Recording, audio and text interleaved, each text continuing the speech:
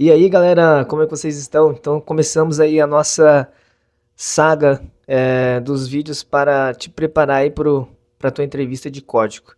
Eu também estou com a pretensão de estar fazendo aí para System Designs, então eu quero estar jogando bastante conteúdo no canal e com o intuito sempre de ajudar aí. Agora eu consegui uma parceria bem legal lá com o Felipe Deschamps, é um curso que ele está fazendo, do curso.dev. Eu particularmente estou gostando muito, eu sei que é um investimento um pouco alto, mas daí você usando o cupom ali, William10, você consegue um desconto de 10%. A gente está agora no dia 36, cara, e eu gostei muito do curso que eu estou fazendo, eu paguei com o meu dinheiro, eu não ganhei o curso, tá? Então, eu recomendo, tá? Então vamos lá, não quero deixar o vídeo muito longo. Pra gente começar, antes de tudo já começar com o problema, a gente vai ter que pincelar um pouquinho aí a teoria, tá? Eu não quero deixar muito profundo, tá? Eu vou passando por cima os pontos importantes. Se caso vocês acharem que tá muito superficial, aí vocês me falam nos comentários aí, beleza? Então, vamos lá. Se eu te perguntar o que que é estrutura de dados, você saberia me dizer? Né? E onde que é armazenado? Então vamos ver isso daí, porque isso daí vai ser importante para você discutir na tua entrevista, tá? Então você souber disso, comentar disso, vai mostrar expertise aí pro teu entrevistador. Então, o que que é? What is a data structure? É uma organização de dados que a gente vai estar armazenando em algum lugar. Onde que a gente armazena? No RAM, tá? Se você não lembra o que que é RAM, Random Access Memory. Então vamos ver um exemplo aqui que talvez vai te refrescar a memória. Quando você vai comprar o teu PC lá, sempre a gente vai olhar se tem 8 quantos de memória RAM, né? Porque a gente sabe quanto mais memória RAM tem, mais performance vai ser melhor do computador. E o que que é esse gigabyte? O que que é o GB, né? Então, é a unidade de medida. Se você não lembra ou se você não fez ciência da computação, a gente aprende lá as unidades de medida para computador. Então, a gente tem o bits, que é a menor de todas, bytes, giga, megabyte, kilobyte, terabyte, pentabyte, tá? Tudo isso daí é igual, por exemplo, a unidade de medida do litro, mililitro, né? Do centímetro, milímetro, então, por aí vai. Então, o que que a gente precisa entender para estrutura de dados e algoritmo? A gente tem que saber o que que é o byte, o bits e o giga. Ah, lembrando, eu vou estar fazendo como eu comentei, eu vou estar falando do System Designs. No System Designs lá, na saga, eu quero também estar colocando ali como a gente mensurar tráfego, tanto de tráfego que o nosso sistema precisa, que eu acho que é um cálculo que é bem interessante você só dominar e saber fazer numa hora de fazer entrevista ali, que também vai demonstrar expertise. Então, giga, ele vai significar bilhão, que ele vem lá do fatorial lá, 10 elevado a, perdão, 10 elevado a 9, que vai dar quase 1 bilhão lá. O bytes, daí ele é formado por 8 bits, tá? E o bits é a menor unidade que a gente tem, que é a forma que a gente representa é por 0 ou 1, tá? Então isso aqui é, digamos, a linguagem do computador. Então eu tenho um desenho aqui, um diagrama que eu vou estar demonstrando. Então, imagine que o bit é uma casinha dessa daqui, tá? Aí 8 dessas casinhas vai formar um byte e os bytes vão formar a nossa memória RAM, tá? Então, eu tenho bits que formam bytes que formam a memória RAM. E aí o que que significa, qual que é a importância pra gente? Que a gente vai estar guardando os datas, as estruturas de dados todas na nossa memória RAM. E por que que isso é relevante? Bom, vamos ver aqui mais um diagramazinho. Então a gente tem aqui a nossa informação que a gente quer guardar, tá? A gente escreveu um programa, a gente precisa.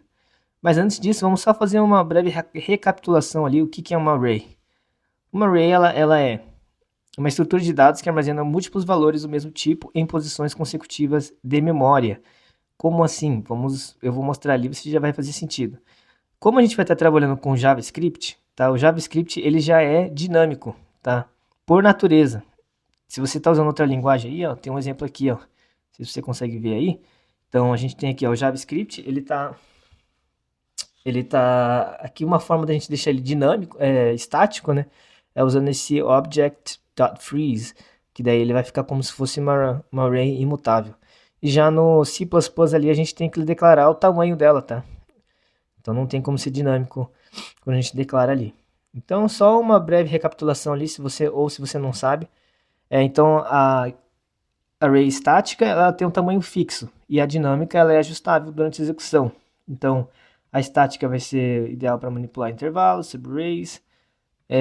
Dynamic vai ser outro para analisar resultados intermediários. pares, combinação. Então, como a gente está trabalhando com uma língua de high level language, não low level, então a gente não tem que se preocupar tanto com a questão da gente estar tendo que controlar o tanto de memória e tudo que está sendo usado, né? Mas enfim, esse aqui é só um resumão, tá? Um refresh. E a gente vai estar vendo o que é hashing, tá? Hashing é um processo de transformar o input de qualquer tamanho para um tamanho fixo, tá? Então vamos ver um exemplo aqui.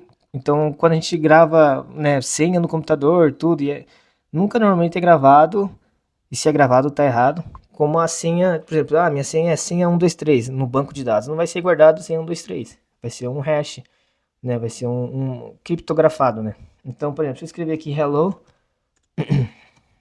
ele vai gerar um hash pra gente. Toda vez que eu escrever hello, vai ser sempre um hash, mas se eu pegar e mudar aqui hello para H maiúscula, já mudou, tá? Então é isso que seria um hash. Aí, a gente vai ter que... Esse aqui eu vou chegar já no hash collision. Então, a gente usa muito o hash map. Então, a gente vai ver ali para que a gente serve. Mas é uma chave valor, tá? Então, a gente vai ter uma chave e a gente tem um valor, tá? E a gente usa esse aqui porque aumenta muito a performance quando a gente está escrevendo um código ali. A gente consegue melhorar a performance, tá? A gente tem objeto, set e map no JavaScript. E aí eu vou estar mostrando ali quando usar qual e por quê. Tá? Isso daí também é legal você saber, você se acostumar para quando você estiver numa entrevista ali, você poder falar desses trade-offs de cada um com o teu entrevistador, tá?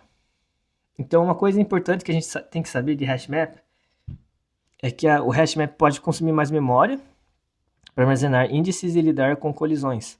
Uma função hash mal projetada pode causar muitas colisões, degradando o desempenho para O of n. Então, só para dar um exemplo do que seria um hash map, né? Só para não ficar muito no ar, assim, digamos, eu vou ter um ID, por exemplo. Então, vamos dizer que o ID é 111 e a gente vai ter o valor. O ID 111 remete ao valor hello, tá? Então seria isso daqui. Então toda vez que eu chamar o 111, eu sei que é hello. Opa, escrevi errado aqui, ó. 111 eu sei que é hello. Por isso dessa questão de hashing, né? Então esse valor aqui vai ser sempre esse daqui. Pra gente talvez entender melhor, pro computador, quando ele faz esse hashing, para ele achar esse valor, é muito mais fácil. É como se fosse para nós, humanos, o visual. Se a gente tem uma prateleira cheia de livro branco, e a gente tem um livro vermelho, a gente vai identificar o livro vermelho só de bater o olho. Para o computador vai ser mais ou menos isso. Ele fez um hash de tal dado, ele vai conseguir encontrar mais fácil. Então vamos ver um exemplo aqui, ó. Eu criei a chave vai ser o nome de um usuário, esse aqui eu peguei lá no Wikipedia, tá? Wikipedia. Tem um lá John Smith, ele vai criar um hash. E aí esse hash vai estar aqui, que vai alocar na memória e a gente vai ver ali como é que funciona isso daí. Uma coisa importante você saber aí, que acho que vai te ajudar na tua entrevista, é você saber sobre hash collision, colisão de hash, tá? Porque pode acontecer da gente criar um hash que ele tem o mesmo valor de outro nome. E aí vai colidir e na memória lá ele vai acabar guardando no mesmo lugar, né? Então um exemplo disso, eu vou mostrar aqui, ó, de uma forma visual. Eu vou escrever 15, vou inserir aqui. Imagina isso aqui tá inserindo na nossa memória lá, ó, e veio para o mesmo lugar. E aí, sei lá, coloca outro valor, vai para outro lugar. Só que aí, conforme eu vou colocando, ó, tá vendo isso aqui? Se por acaso, uma forma randômica, acontecer de todos os valores virem para o mesmo lugar na memória, vai acabar sendo a mesma coisa do que um array, porque ele vai ter que vir aqui, ele sabe que o hash é aqui, ele vai ter que ir indo um por um para encontrar o valor, né? Então, não sei se ficou muito claro aqui, mas a ideia era para ser um pouquinho, não ser tão a fundo, né? Mas para te dar um norte aí do que está acontecendo. Então, pra gente ali, o que vai... Só para entender o que está acontecendo debaixo dos panos ali, por baixo do capô. Então, a gente vai ter a nossa informação que a gente quer que a nossa memória guarde pra gente. O que vai acontecer é que aqui, esse valor aqui ele vai ser traduzido para binário, né? Então, ele vai ficar em bits, para o computador entender. Então, vamos lá. Eu tenho array 1, 2, 3. Tá? Eu escrevi aqui, ó. Ele vai adquirir um address, um endereço. Tá? Esse array aqui. Ele vai guardar lá na memória dele, ó. E aí aquilo lá que eu estava falando do array dinâmico e estático é isso daqui. Por exemplo, se eu declarei que essa array ela só tem 3, lá na memória ele vai pegar e só vai alocar 3 lugarzinhos para ela. E aqui no meio dele, ó, desse 2, aqui não vai poder vir nenhum outro valor, entendeu? Entre eles. Então ele vai ficar estático. Agora, se for uma array dinâmica, ela pode ir aumentando. Então, por exemplo, aloquei só 1, 2, 3. Depois precisei acrescentar outro. Daí ele vai pegar daqui, vai jogar em outro lugar, por exemplo, um espaço que tiver aberto, vai realocar e vai aumentar aqui. E só que, lembrando que sempre vai ser um coladinho do outro, né? Aqui, ó, você viu que o endereço eu coloquei bytes.